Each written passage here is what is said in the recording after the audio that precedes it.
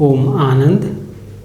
इस लेक्चर में हम लोग वेदों के सृष्टि सिद्धांत को देखेंगे। ये अत्यंत ही महत्वपूर्ण है क्योंकि इस सेक्शन से एक प्रश्न निश्चित रूप से हर प्रतियोगी परीक्षा में पूछे जाते हैं। तो जैसा कि आप सभी जानते हैं कि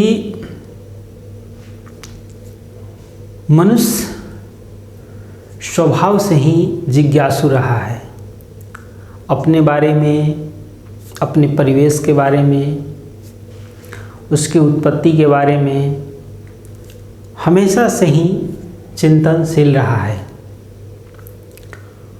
और इसी जिज्ञासा का सर्वप्रथम समाधान हमें वेदों में देखने को मिलता है।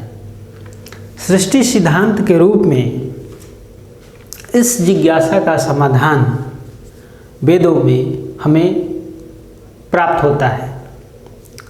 अनेक स्थान हैं जहाँ पर वेदों में सृष्टि के सिद्धांत को अर्थात सृष्टि के उत्पत्ति के स्वरूप को बताने का प्रयास किया गया है।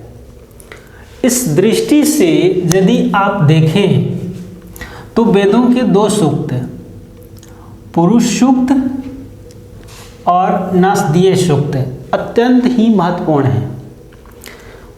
सृष्टि सिद्धांत की दृष्टि से वेदों के दो सूक्त, पुरुष सूक्त और नासदीय सूक्त अत्यंत ही महत्वपूर्ण हैं, जिनमें हमें सृष्टि की उत्पत्ति के संबंध में सर्वप्रथम वर्णन प्राप्त होता है। तो सबसे पहले पुरुष सूक्त, ये ऋग्वेद का सूक्त है जिसके अनुसार सृष्टि की उत्पत्ति विराट पुरुष से मानी गई है। ऋग्वेद के पुरुष सूक्त के अनुसार सृष्टि की उत्पत्ति विराट पुरुष से मानी गई है। इसके अनुसार जो विराट पुरुष है अर्थात सृष्टि का मूल आदि करता है वह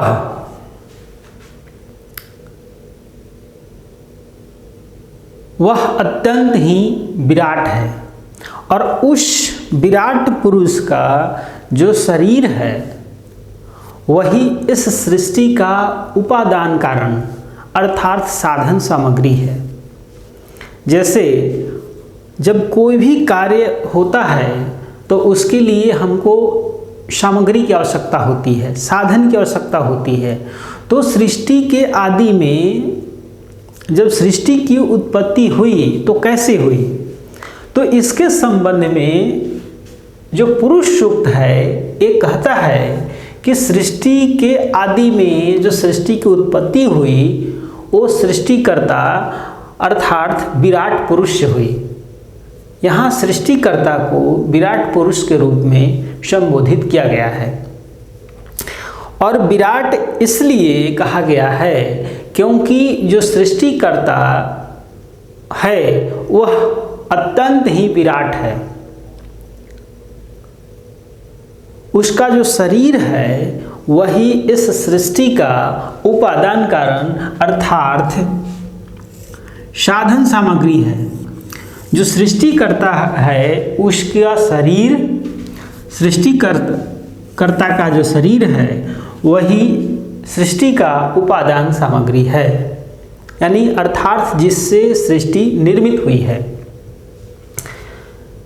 इसके जो सिर है वह आकाश, पैर भूलोक, आंखें सूर्य, मन चंद्रमा और निःश्वास को पवन के रूप में यहाँ पर वर्णित किया गया है। अर्थात जो विराट पुरुष है, विराट पुरुष का पूरा शरीर ही सृष्टि का साधन सामग्री यहाँ पर बन गया है। जैसे सिर आकाश बन गया, पैर भूलोक, आंखें सूर्य, मन चंद्रमा, निःश्वास पवन के समान है।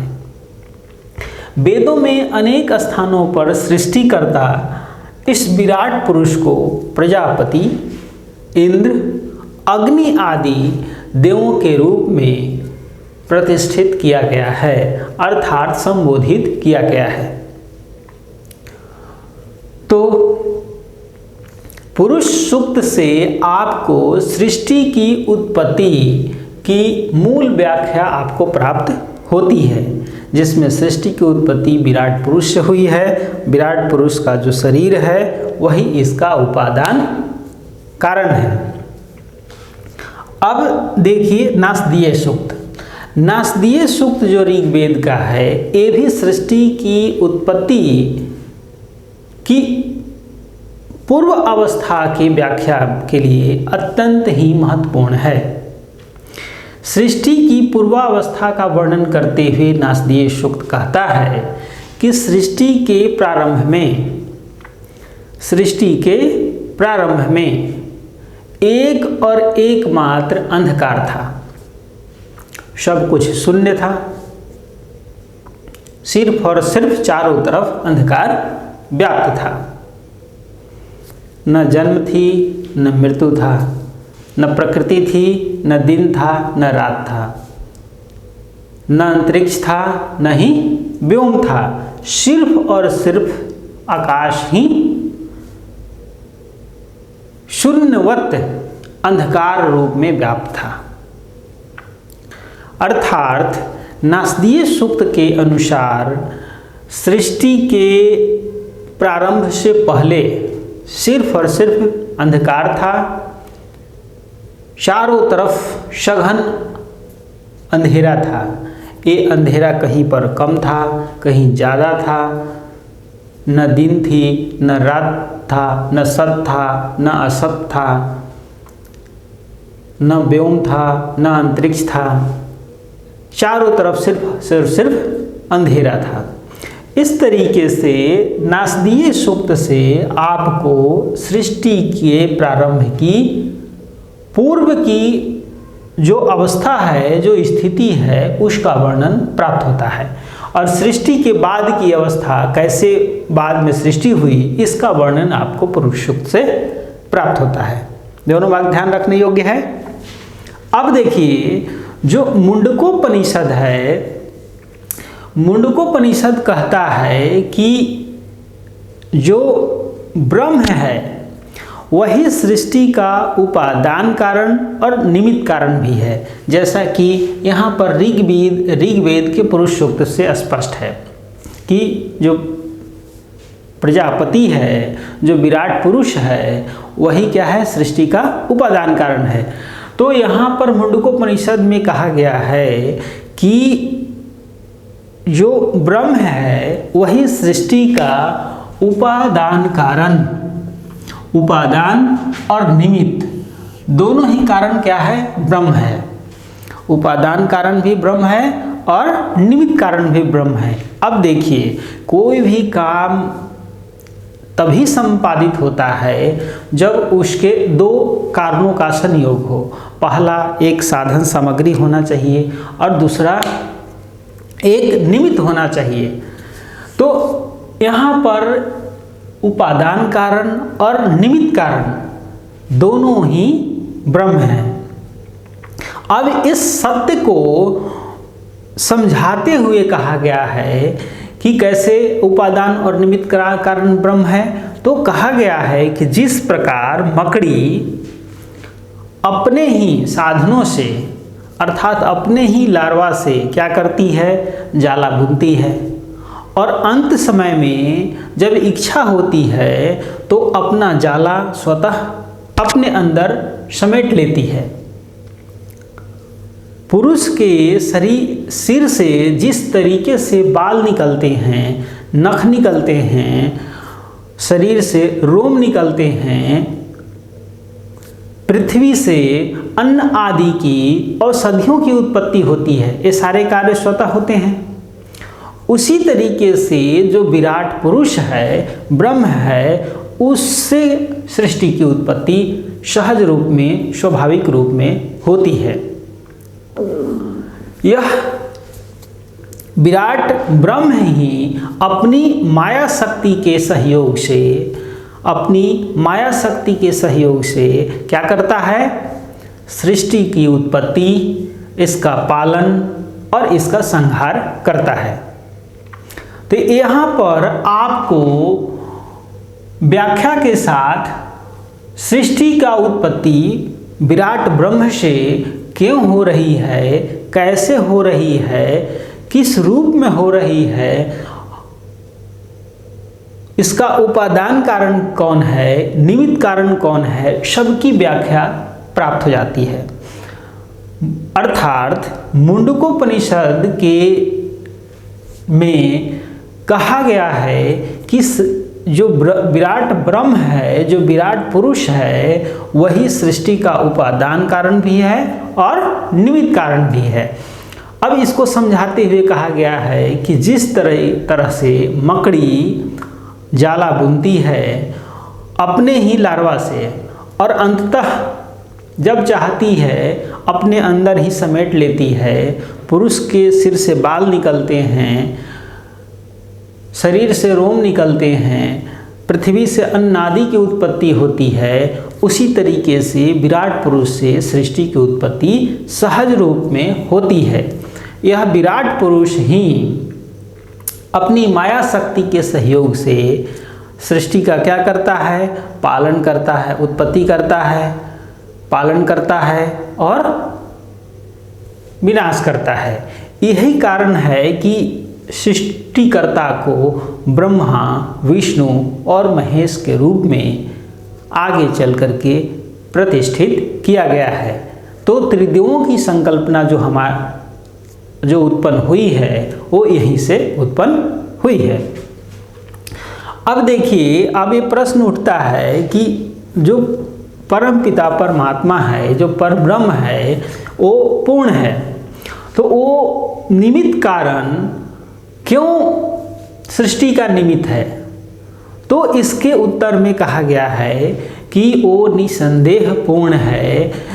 जो सृष्टि है उसकी आनंद की अभिव्यक्ति है। सृष्टि क्या है? तो परमपिता परमात्मा की आनंद की अभिव्यक्ति है। एक बार सृष्टि के आदि में उसके अंदर इच्छा हुई कि मैं एक हूँ, अनेक हो जाऊँ, एको अहम बहुश्यामी, अर्थात मैं एक हूँ, अनेक हो जाऊँ। उस इच्छा के फलस्वरूप उसने सर्वप्रथम तेज को प्रकट किया। किसको प्रकट किया? तेज को प्रकट किया, अर्थात अग्नि प्रकट हुई। और अग्नि परमात्मा की इच्छा को लेकर के पैदा हुआ, इसलिए ये आगे तेज ने जल को प्रकट किया। जल भी सृष्टा के कामना को लेकर के पैदा हुआ, इसलिए जल ने अन्न आदि को प्रकट किया। अन्न आदि अर्थात पृथ्वी को प्रकट किया। इस तरीके से तेज से जल, जल से अन्न आदि, पृथ्वी, औषधियाँ प्रकट हुई और अन्न आदि के माध्यम से समस्त जीव सृष्टि की उत्पत्ति इस तरीके से आगे मानी जाती है। अब आप देख सकते हैं कि जो मूल तत्व तीन जो पंच महाभूतों के हैं, अग्नि, जल और पृथ्वी, इनको क्रमिक रूप से यहाँ पर प्रकट होने का, सृष्टि के आदि में प्रकट होने का वर्णन आपको प्राप्त होता है। यही कारण है कि अनेक स्थानों पर अग्नि अर्थात तेज को, सूर्य को सृष्टि का आदि देव माना गया है। ऋग्वेद के इस सूत्र में 1.1.5.1 में प्रद्यावा पृथ्वी अंतरिक्षम सूर्य आत्मा जगतस्थ अस्तुश्च कहते हुए सूर्य को जगत की आत्मा के रूप में प्रतिष्ठित किया गया है। अर्थात सूर्य इस सृष्टि की इस जगत का आत्मा है। तो यहाँ पर आपको सृष्टि के जो सिद्धांत हैं वो आपको वेदों में स्पष्ट हो जाते हैं। तो एक बार पुनः रिवीजन कर लेते हैं। वेदों में सृष्टि के वर्णन के अनेक प्रसंग आपको प्राप्त होते हैं, जिनमें पुरुष सूक्त और नास्तीय सूक्त अत्यंत ही महत्वपूर्ण है।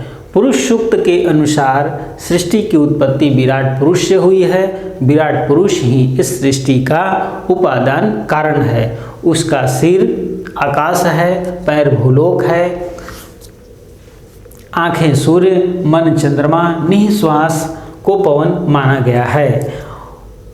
वेदों में अनेक स्थान पर इस विराट पुरुष को प्रजापति, इंद्र, अग्नि आदि के रूप में प्रतिष्ठित किया गया है।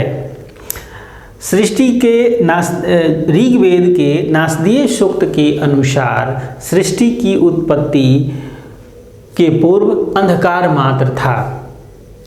न दिन थी न रात था, न सत था न असत था, न प्रकृति थी न जन्म था न मृत्यु थी, न अंतरिक्ष था न ही व्योम था। इस तरीके से चारों तरफ अंधकार ही अंधकार मात्र था। इस तरीके से यहाँ नासदीय सूक्त में आपको सृष्टि उत्पत्ति की पूर्वावस्था का वर्णन देखने को मिलता है। और इन दोनों अवस्था सूक्तों से जो सृष्टि की उत्पत्ति जो हो रही है उसका पूर्ण वर्णन उदाहरण के साथ मुंडकोपनिषद में प्राप्त होता है, जिसके अनुसार जो विराट ब्रह्म है वही इस सृष्टि का उपादान कारण है और निमित्त कारण है। इसे स्पष्ट करते हुए कहा गया है कि जिस प्रकार मकड़ी अपने ही लार्वा से जाला बुनती है और अंत में अपने में ही समेट लेती है, उसी प्रकार परमात्मा से इस सृष्टि की उत्पत्ति हुई है। सृष्टि के आदि में सृष्टिकर्ता ने सर्वप्रथम तेज को उत्पन्न किया, तेज ने जल को उत्पन्न किया, जल ने अन्न आदि को उत्पन्न किया। इस तरीके से सृष्टि की उत्पत्ति हुई। यही कारण है कि सूर्य को इस सृष्टि का आदि तत्व माना गया है। और सूर्य को ऋग्वेद में अप्रद्यावा पृथ्वी अंतरिक्षम सूर्य आत्मा जगतस्तस्तुश्च कहते हुए सूर्य को जगत की आत्मा के रूप में प्रतिष्ठित किया गया है। तो आज हम लोगों ने सृष्टि के सिद्धांत को देखा। इसी के साथ हम लोग अगले लेक्चर में एक नए टॉपिक के साथ मिलेंगे। तब तक के लिए ओम शांति।